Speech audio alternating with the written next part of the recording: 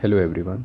Today we are going to start the first chapter, that is your computer languages.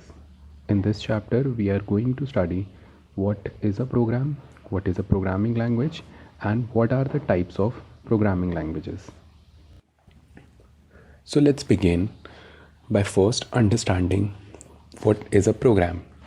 So basically, whenever we have a task to perform or whenever there is a function to perform, we need a set of rules or set of instructions in order to perform that task. Suppose you want to add 100 and 200. So you need to first write 100 and then put a plus sign and then write 200, and then you can find out the sum of 100 and 200, that is your 300. Similarly, whenever you need to perform any task in computer, you have to write certain instructions which enables the computer to understand and perform the task better.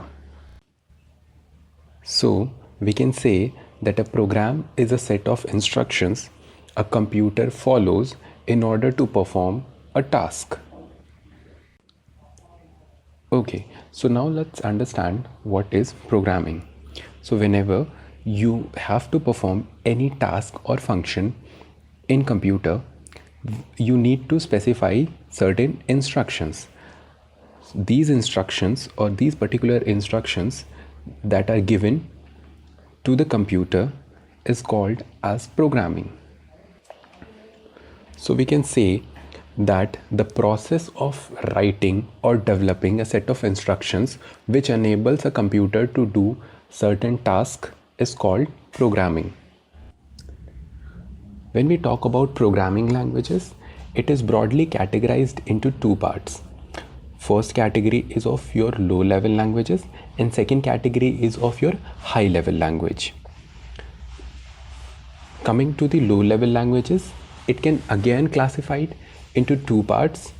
First is called as the first generation language or the machine language, or second one is called as the second generation language or the assembly language.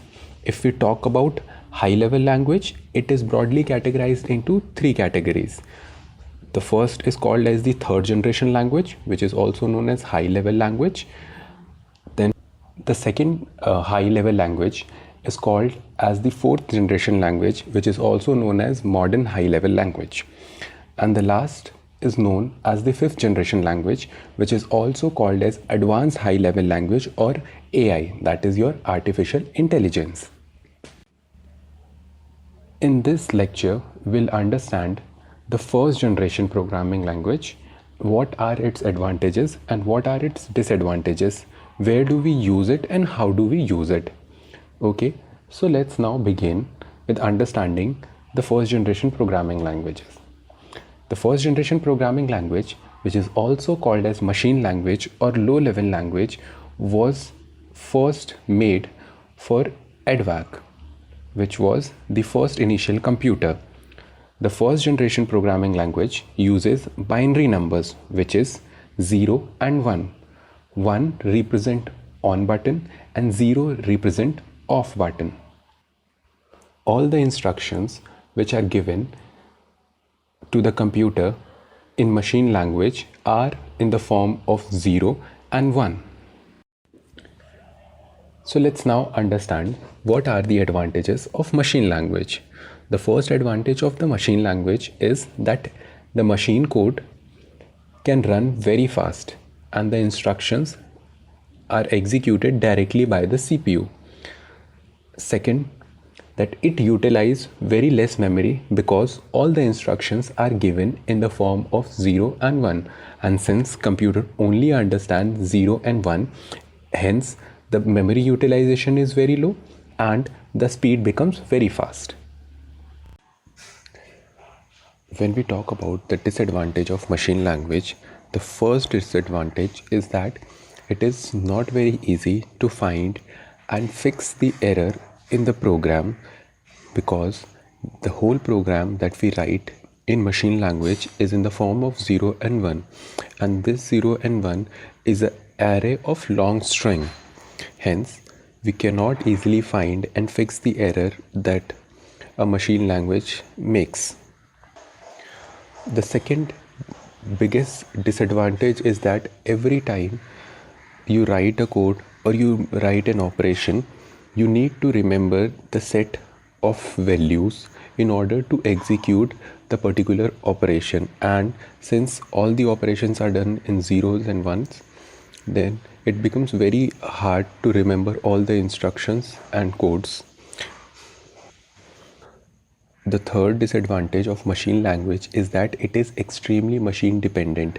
It means that whatever program or whatever code that you write on a particular system, it can only be used for that particular system only.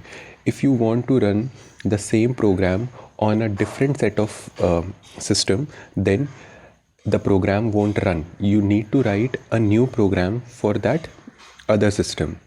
That is why we can say that the machine language is machine dependent. As you can see, there is an example given in the form of machine language that hello world is written in zeros and one. So if you will count, there are in total 10 letters and one space. So there are total of 11 binary codes for each set of alphabet and space.